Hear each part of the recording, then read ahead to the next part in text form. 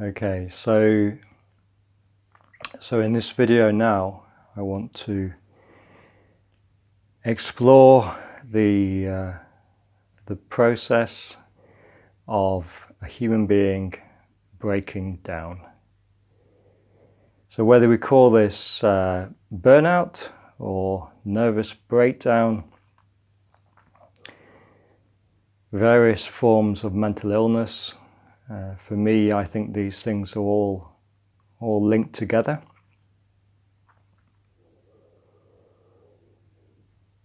Okay, so let's start. I've got 4 charts here. I'll take pictures and introduce them into this video so that you can see them more clearly. The first place I want to start with is this kind of circle or semicircle here at the top of a chart from Marie Asberg on exhaustion, the exhaustion funnel. So what it means for me here is that there's some idea, it might be a kind of abstract nirvana idea of a perfectly balanced, healthy life, a healthy human being. And maybe you can relate this to the idea of an ecosystem. Like I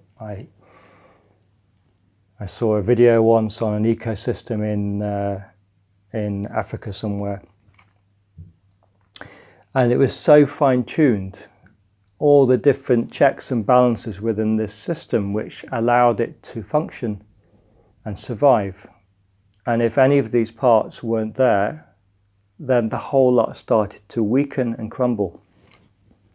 So we've got an idea of a strength, of a vitality and resilience of our ecosystem.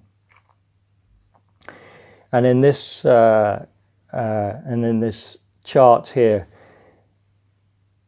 we've got a sense of human life, of activities which nourish that life.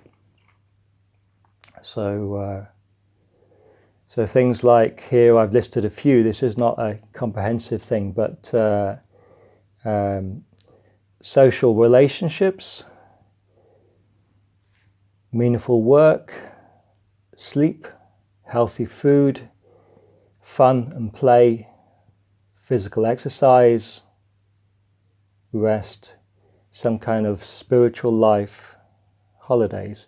So I'm just listing a few kind of areas of life, but these are things which nourish us, which strengthen our resilience inside, the vitality of our system.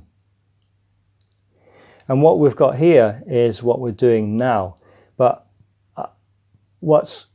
this system has its own history to it. So it's come from our childhood, from the strength of the kind of safety of the nourishment that we had in our childhood.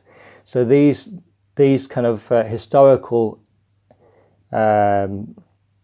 foundations of us have laid a foundation for this system now, and how strong or weak it is. So we've got this idea of something which is our kind of bank, and there is a kind of sense of energy with this, or currency, and the currency is the strength of our capacity to soothe inside, to transform challenging, stressful energy and rebalance and come back to this positive state. So there is an idea of a bank account. These activities are nourishing the bank account.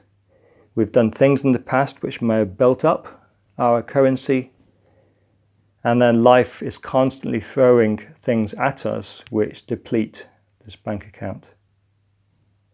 So I'll leave this chart for a moment. Let's move now to a chart from Paul Gilbert. So this is the emotional regulatory systems. This chart is a model, so he acknowledges that as well. It's not a reality, and it's already being superseded to some extent by the polyvagal theory. But it's a very useful model. It's easy to understand. So what I've got here is, maybe I should look at the threat system at the bottom, because it's the oldest system and the most directly connected to the body.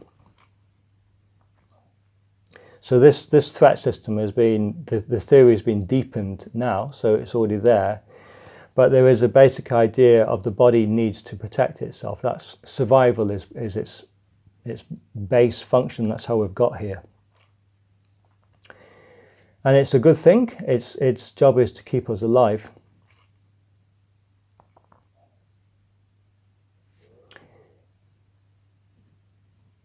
And whenever there's some challenge to the system, then it means that this system, to the body, to the life, then this system will activate. And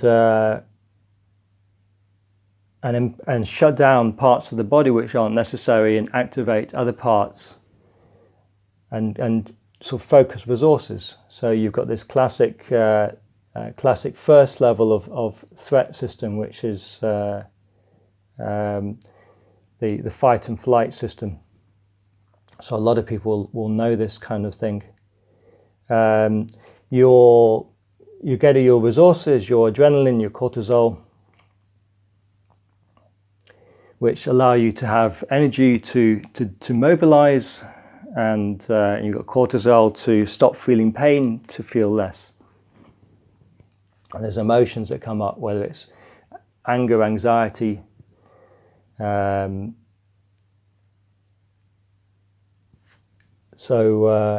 this system is there to help you to either fight some situation or to flee from it, to mobilize.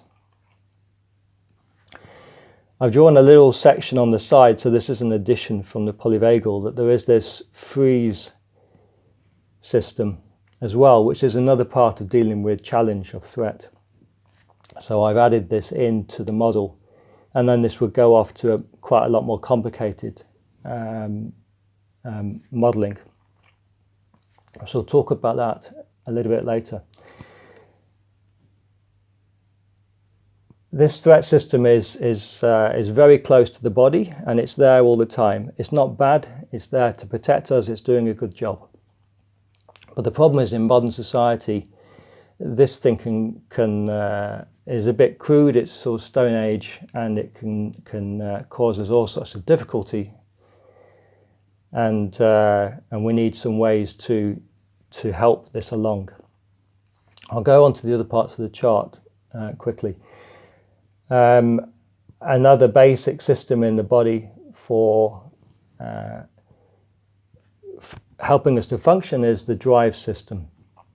So this is about getting up and doing something, going out to get resources, to get food, to hunt, and so naturally you get a kind of chemical reward for this, dopamine. And there's some sense of keywords that you're focused, achieving, wanting, pursuing. So this is also a good thing. It allows us to do things, and our society's is taken up from hunting and gathering to all the crazy things that we do for work. The third system here is called the soothing system, the green. And its function is to help the body to heal, to come to balance, to manage distress, and also promote bonding and connection with others. And it's got hormones attached to this oxytocin, this kind of calm, nice feeling. Opiates, kind of a release from pain and suffering. So there's and oxytocin is giving this sense of connection. So the combination of the opiates, of calm and soothing, of oxytocin, of feeling warm and connected, kind of gooey. These two have a good feeling to them. So we feel contented, safe, protected, cared for. There's a sense of trust in life, in the people around. So this soothing system is where we feel good. And there's no sense of wanting anything different to what is now. So this moment is enough. This is a kind of a ideal state for people to be in. I've read that in our evolution, if you look at certain kind of hunter-gatherers, we would have spent most of our time in this state, perhaps even 80% of our time. And there would just be small amounts of time when we're under threat, so that activates, or we need to go out and do some hunting, so you go into the drive system. And then when that's done, you come back to this peaceful state. So this is a kind of Garden of Eden model of human life. And obviously what's happened in modern society is that we've lost that balance, and perhaps, according to some people, humans now spend 80% of their time in either the threat or the drive system, and only 20% in the soothing system. I worked with a pain doctor once. He believed his patients in the pain clinic didn't spend any time in their soothing system. So they were, because of the pain in the body feels threatened, and they were permanently in the threat system or occasionally in the drive system, and no soothing. So this is giving us an idea of things. I'll say a little bit back in the threat system now about the freeze system. So this is relatively new in the last 10 or so years in kind of understanding of the body's evolutionary mechanisms. But for me, at least, as a person that's had trauma, it seems pretty obvious. So our way of handling threat has evolved over a long period of time. In the original level, the oldest level, which perhaps is common to lizards or reptiles, is when you're under threat or you're attacked by something. If there's nothing that you can do about it, you can't run away, you can't fight, then what you can do is play dead. You can freeze. You can shut down your systems to preserve the vital life, look dead, and perhaps survive. And so this strategy has been sort of passed on or evolved in mammals as well. If a gazelle is caught by the throat by a tiger or a lion or cheetah, then it will go limp and drop dead. I've also seen the same with chickens. In China, if a person goes to the market to get a chicken, it will still be alive, and so it's normal to see in the streets people walk along. They know instantly. They grab the chicken by the legs, hold it upside down, and the chicken will go limp. And then there's no problem riding their bike or bicycle or walking, and there's usually no fuss from the chicken. So it's going into some kind of freeze state. So we can deal with this this challenge by shutting down. So that's one level. Another level is we can go into this activated, so there's a demobilized freeze state, or we can activate our fight-flight system, this threat system that we already talked about with this adrenaline and energy. Or we can use parts of our soothing system. So this is a higher level that's developed in mammals, where we use connection, communication, good feeling to kind of reduce the threat. So we've kind of got these three levels of working, and they're corresponding to different systems in the body. So this freeze system has been called the dorsal vagus system. It's corresponding to the dorsal vagus nerve. The threat mobilized threat system is part of the so this dorsal vagus nerve seems to be part of the parasympathetic nervous system. The active mobilized threat system we call the sympathetic nervous system, and the drive system is also part of that sympathetic nervous system of activity, arousal. And then this soothing system is the other part of the parasympathetic, which allows us to create a connection and maybe soothe the aggression that's coming from someone, to soothe the threat. So we work on these three levels of dealing with things. But actually, maybe I should, I'll leave what comes next. So let's move on now to, okay, so let's think about what can threaten our system. The obvious kind of dinosaur level is you're like the gazelle, you're being chased by a lion. So this kind of primitive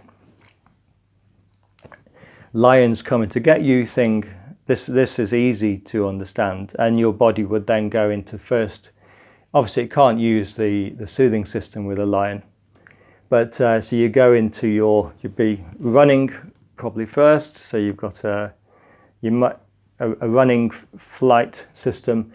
You might turn around at the last moment and have a go at fighting it.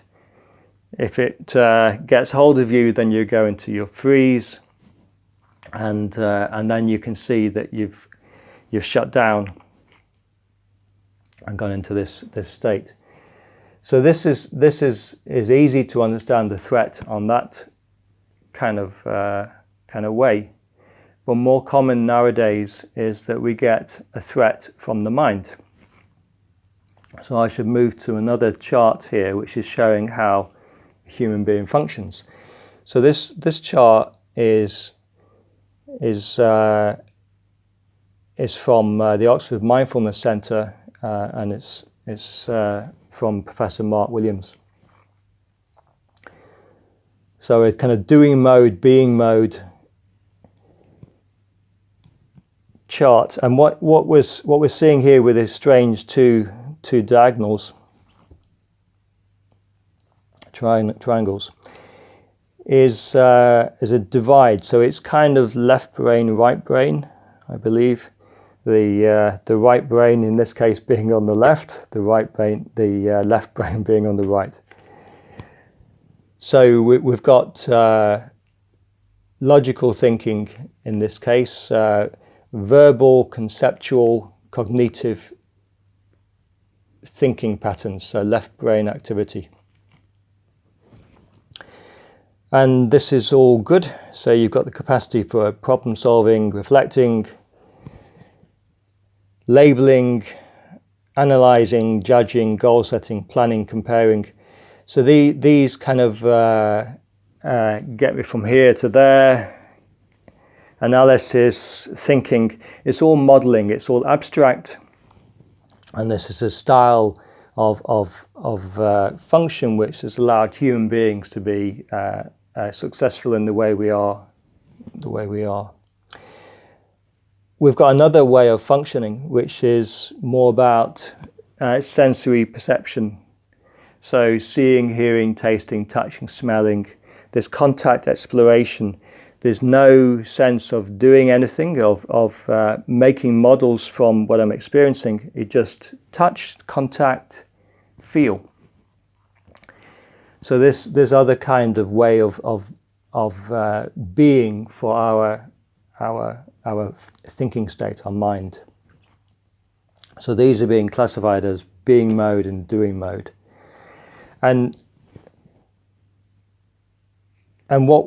So in being mode, we're more in this sensory perceptual state, just being here. In this doing mode of the mind, I'm not sure the names are really perfect, but they have some kind of sense of being here or of doing stuff with what we experience. And so when you're in doing mode, you're more into this analyzing, doing things with the inputs coming in. And as human beings, we move up and down on this chart. So more. Let's go down first. So more down, where these lines are, perhaps, but anywhere on this continuum, you've got a lot more of your kind of brain time in the sensory area, in seeing. So there's a lot more input coming in. But you've still got some time in this cognitive side. And so you get a high quality processing. You've got a lot of real information coming in, and you've got some processing that's going on. If you go more into this kind of conceptual side, then you're going up the chart, and there'll be less time in the perceptual and more time in this cognitive kind of doing things with it. A little bit of this is okay. So we can go and find a good balance between the two, and there can be more of this processing going on. But this can cause us problems. So this thinking system is really useful for dealing with stuff, with problems which are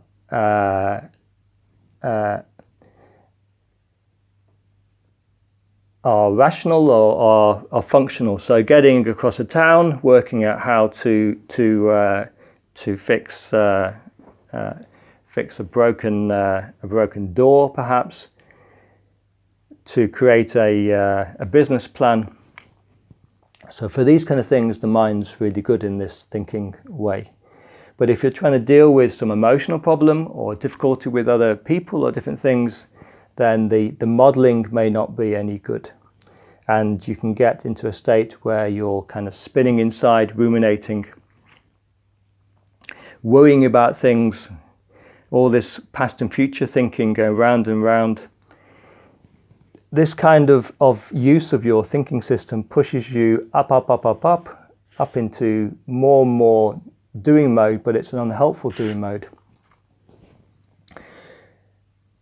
The problem with this, so this is then starts to get more interesting in terms of difficulty, is that when you're very high in the doing mode, the body is going strongly into a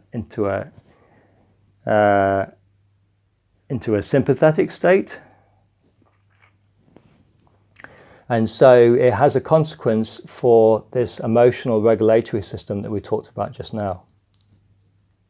So when you're in the being mode, then this brings you into the soothing system. So there's a connection between the two. So the emotional soothing state corresponds with the mind functioning in this sensory being state. And when you're more in the doing mode, then you're more likely to be mobilized, and so you'll be in this drive threat state. And if you get into a difficulty, which happens quite often, where there's some problem which is threatening you, so you've got an emotional threat system there happening, and you deal with it with your kind of thinking mind gone ballistic, so it's spinning, ruminating at night, then these two go into a spin. Yeah, so this is the kind of thing, if you've been there, then you kind of get a sense of this, and I know it very well. So the thinking mind causes a threat for the body. This threat system is a bit like a dinosaur, and I don't believe it knows the difference between external threat and an internal threat from the higher thinking center of the brain. Yeah, I have a fifth chart. Perhaps is useful. It's not considered real, which is why I wasn't bringing it out, but I will do now. So I'll add this in as well. This idea of a triune brain, a three-level brain, neuroscience now considers this kind of oversimplified, because actually the wiring between the different systems is more complicated than this. So this is just a model, but it seems to work well functionally to help us understand something about ourselves. And there is a sense here of the kind of older reptilian brain, the limbic mammal emotional brain, and then this neocortex human thinking brain. So it's not as simple as this, but there is a sense that this reptilian threat system brain, it doesn't necessarily understand the world in the same way as the higher cognitive brain. And so if something is if there's a thought that's worrying you, like you're worried about paying the mortgage or paying off some debt, there's thinking that's going around that feels threatened with that, and the reptilian threat system doesn't differentiate that from a lion that's chasing it. So it's a very simple idea, but it just shows the human dilemma. So we have a super sensitive survival threat system, and then we attach on with that a human mind, which can create its own internal threats and worries and anxieties and little things, and then that's triggering this kind of guard dog threat system, as if you were for real being chased by a lion. So what that means is that we've got quite a problem here, because if we go into this spiral between unhelpful thinking and an emotional threat, as the threat system gets more aroused, it tends to pull the mind into more of this worrying thinking. So these two bounce back off each other and create this, and this causes this whole spin, which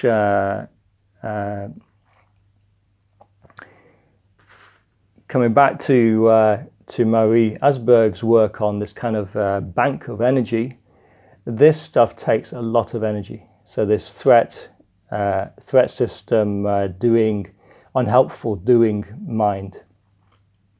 And this thing really burns energy.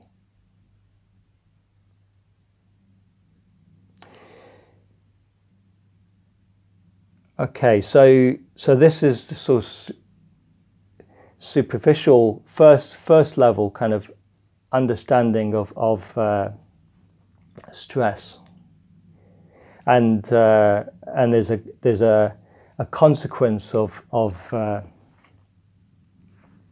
this on this exhaustion funnel.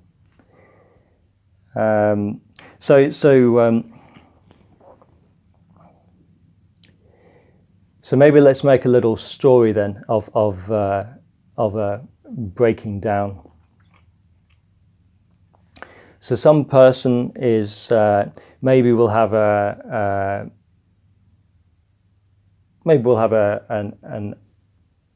aid worker. So I once met a Médecins Sans Frontières nurse who'd been in Sudan in a camp. She'd come out for some kind of recovery leave because she was completely burnt out. There was very little emotional response with her. We were in Pokhara in Nepal together, and she obviously wanted human contact with me, but there was very little capacity to engage. So very, very kind of frozen emotions, features. I'm quite sure this wasn't her normal personality. So you've got an aid worker, and I'm sure that when she went in to the work a year or two before, she had this healthier balance and kind of vitality inside. And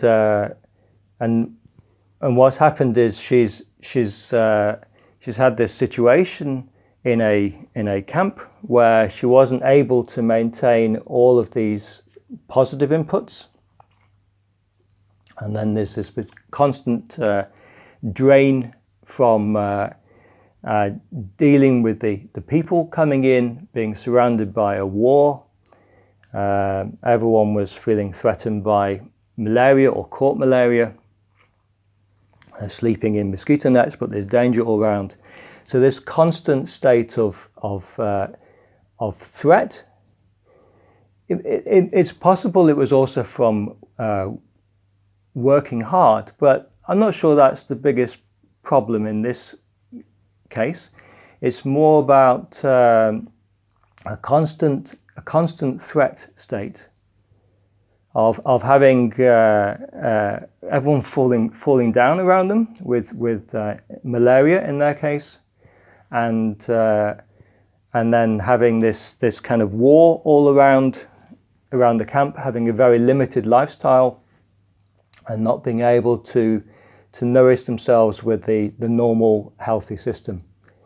And so over the time of her contract, she burnt out her resources, and then there's something terrible that happens here. So like I said, with this spiral, so at the beginning this is quite a large circle, quite a healthy bank of vitality which can cope. So the challenges of the work, of dealing with the people in real difficulty, could be taken on board and processed.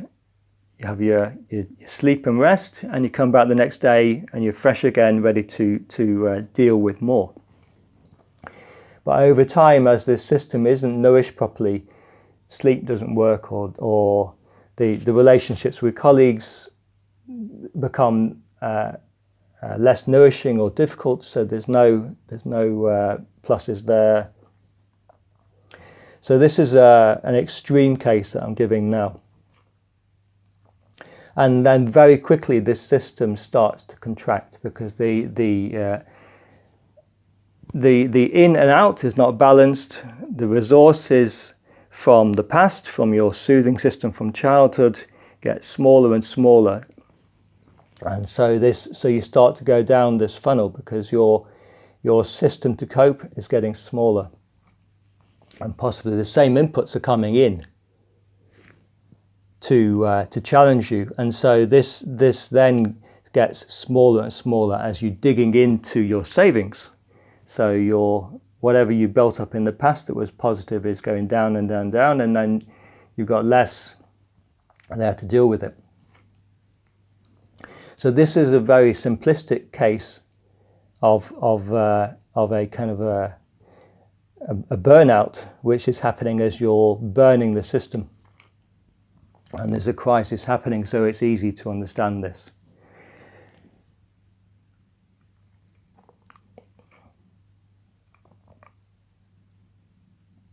The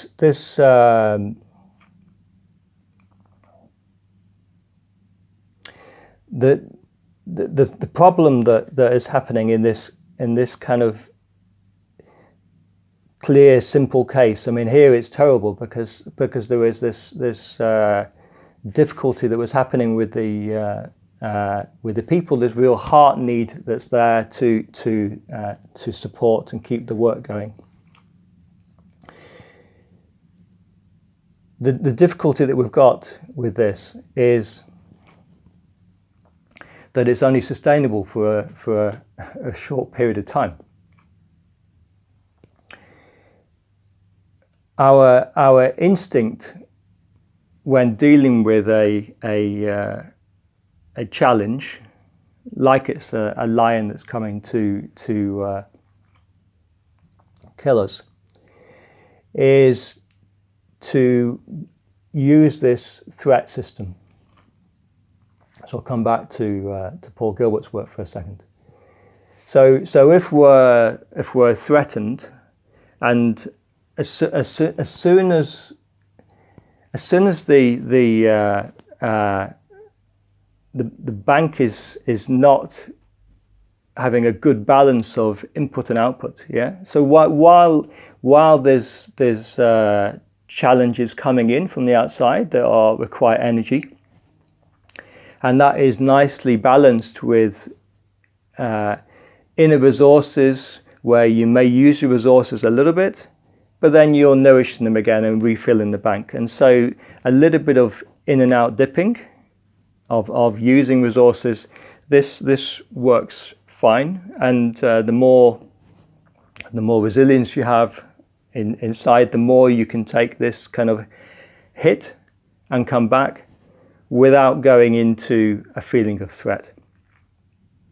So this helps healthy functioning is all right, but once the system is getting smaller, so there's less resilience, these challenges are coming in and they're taking you deeper than you can cope with into your savings. This is kind of onset burnout, where we've lost this initial healthy balance, and the days start to feel like a kind of a tunnel with there may or may not be light at the end of the tunnel, but you're in something and it doesn't feel good. So suddenly anyone that's been there will know exactly what I'm talking about.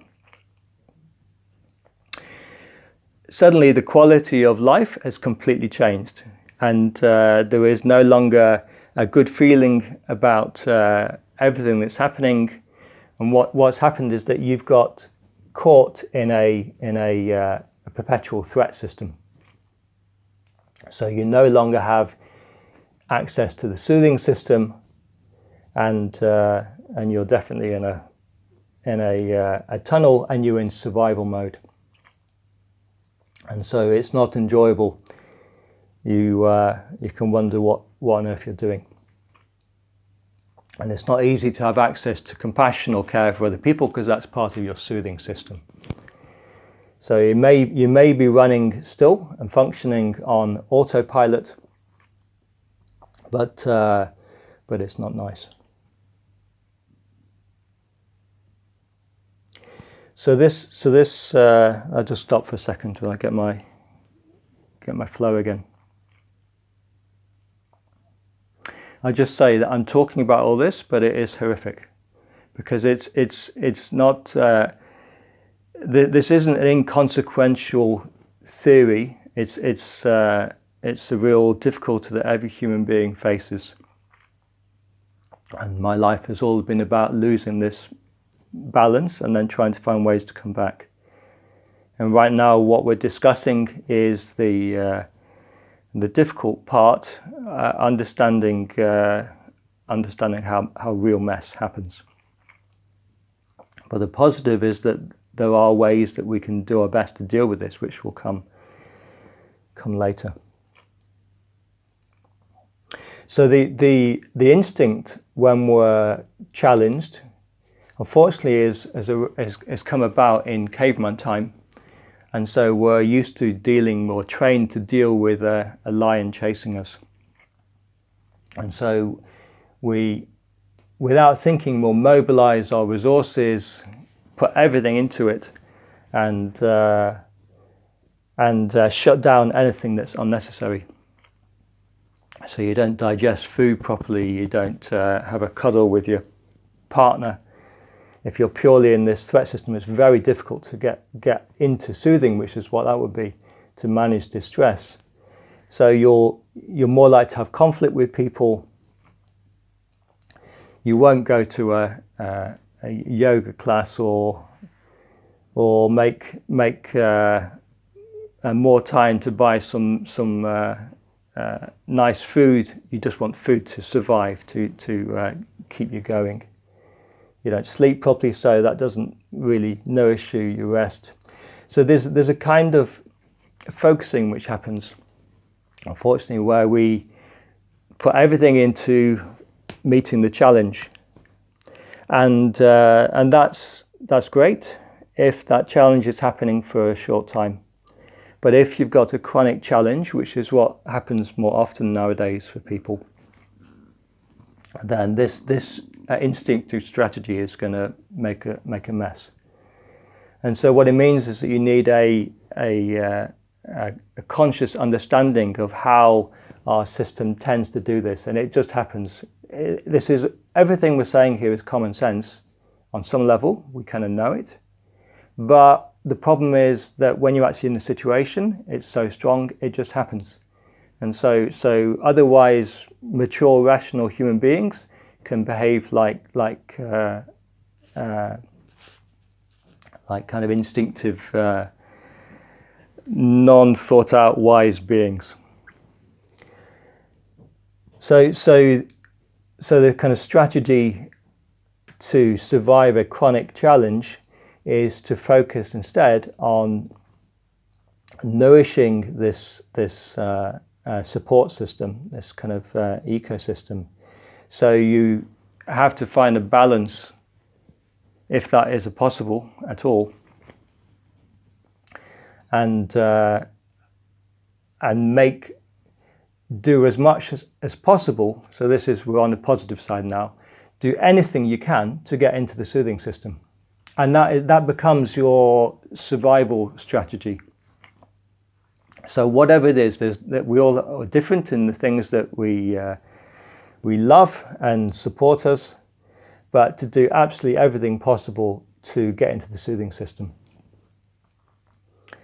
And that's the function of my work. So I'm not really interested in all of this. This is the problem. What I try and offer with teachings is to find ways to get into this soothing state. At the same time, what we can do is use our mind. So coming back to the mind, we can try, rather than using it in this unhealthy way of worrying about everything, shaking it with the mind, we can use our mindfulness to manage things. So coming down into this being mode doesn't make things worse. So that's a good start. Not aggravating the threat system, coming into being mode, and we can also then consciously regulate this threat system. So we can do our best to be noticing what's happening and choosing how we handle it. So this is taking me now to classic mindfulness. So this chart is from John Kabat-zinn.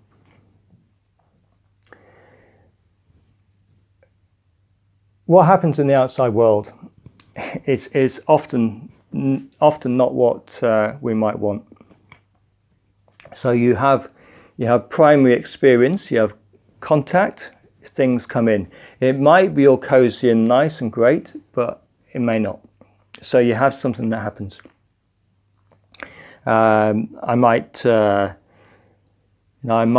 be late for a train, so I'm running a bit, and maybe I fall and scratch myself or something. So there's and get on the train. So there's some pain that's happened, and that's there. That's what to do. And that's just the way it is. So I've got a primary experience, and there's some suffering for the body. If I'm able to recognize that, and then go into my soothing state, so consciously recognize it, choose how I'm responding to this, and calm down, maybe hold it or hug myself or something, then this thing can calm down and the threat thing doesn't expand. So that's an ideal, that's a positive thing.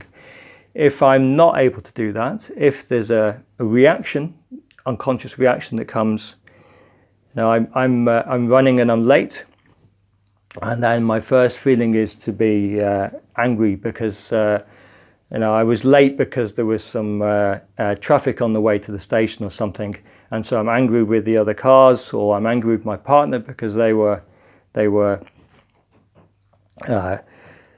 holding me back from leaving the house on time, from some reasons of their own about whatever's going on.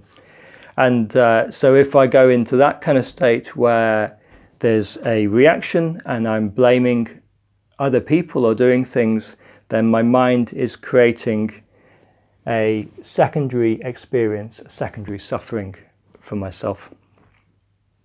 So this thing is getting bigger. So initially it was just a bit of a scratch that's painful. It's then become this kind of emotional state, and then I may go to work and take that emotional state. Someone else then says something, and this thing starts to get bigger and bigger.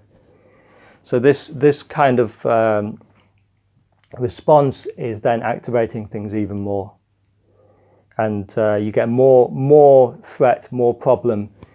This whole thing is bigger and it's depleting you more. So I just want to say this quickly now, but we can even when things seem extreme and terrible, like this burnout crisis that's there.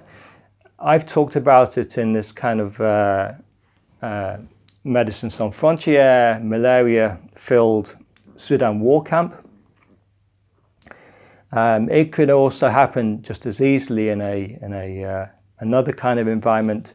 So the classic cases for burnout breakdown will be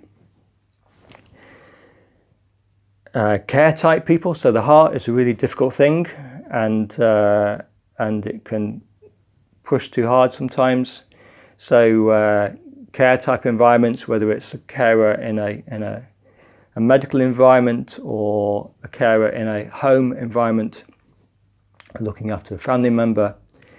And then you also have the kind of workplace situations where you're in this kind of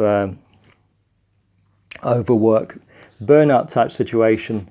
So this is another one. And the other one that's really tricky in the kind of workplace situation, but it could also be the home, is where it's not nice. where there's a feeling of being not safe with the people around. So power, personalities, struggles, things that mean that you're in the space and you can't relax and feel yourself. And these things create these chronic threats, and then you add on some work and projects and challenges to that.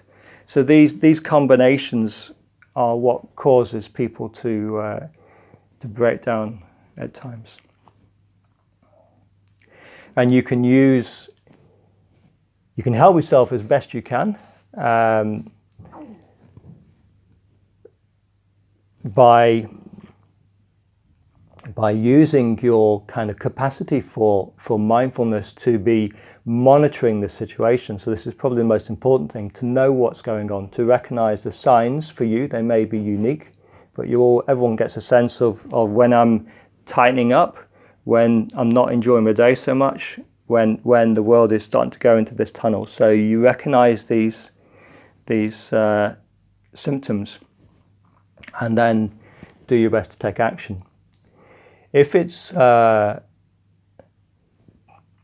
extreme, so taking action can be this mindfulness to soothe things, to try and choose better options, and then to have strategies for getting into the soothing system, which I'm going to say more about in a minute, because this is where I feel I've got more to offer.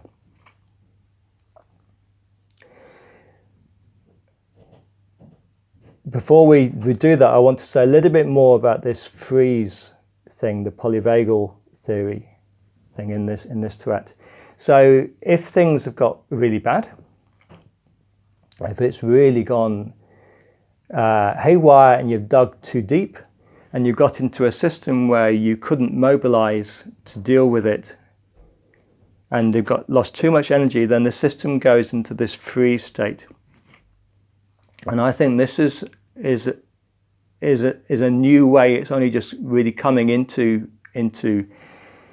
medical and kind of psychiatric science. But the system shuts down, and this causes shutdown in the brain, in the capacity, in the energy, all the depression, the despair, the kind of closed states that people get into, the lack of closed heart, warmth. So this is underlying perhaps a lot of these very difficult states that we get into.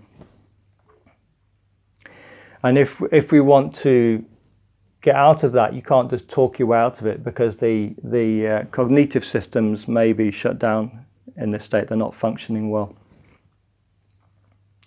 So you need some special help to get out.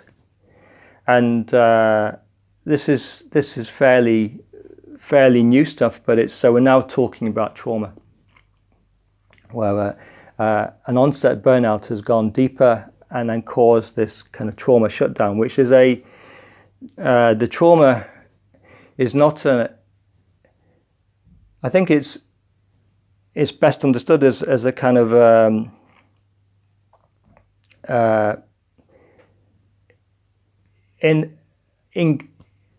incompletion. Something has not returned to balance, to a natural state. So the nervous system, it's not